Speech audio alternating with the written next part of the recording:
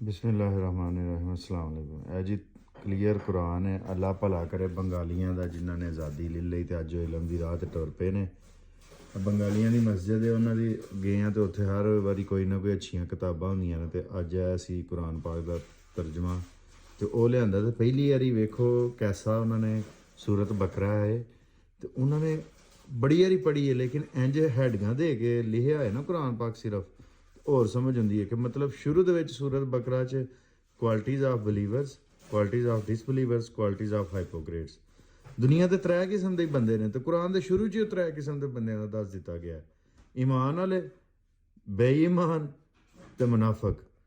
ਤੇ ਅਸੀਂ ਬੜੀ ਵਾਰੀ ਤਰਜਮਾ ਪੜ੍ਹਿਆ ਲੇਕਿਨ ਉਹ ਕਿਉਂਕਿ ਇੰਜ ਹੈਡਿੰਗਾਂ ਦੇ ਨਾਲ ਨਹੀਂ ਹੁੰਦਾ।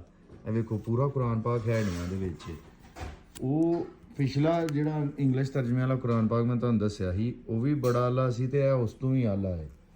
ਇੰਜ ਸਾਡੇ ਪੰਜਾਬੀ, ਸਿੰਧੀ, ਪਸ਼ਤੋ, ਬਲੋਚੀ ਦੇ ਵਿੱਚ ਹੈਡਿੰਗਾਂ ਦੇ ਨਾਲ ਤਰਜਮਾ ਕਰਕੇ ਦਿੱਤਾ ਜਾਏ ਨਾ, ਐਸੇ ਕੁਰਾਨ ਨੂੰ ਤਰਜਮਾ ਕਰ ਦਿੱਤਾ ਜਾਏ ਪੰਜਾਬੀ, ਸਿੰਧੀ, ਪਸ਼ਤੋ, ਬਲੋਚੀ ਦੇ ਵਿੱਚ ਤੇ ਬੜੇ ਲੋਕਾਂ ਨੂੰ ਕੁਰਾਨ ਪਾਕ ਦੀ ਸਮਝ ਆ ਜੇ।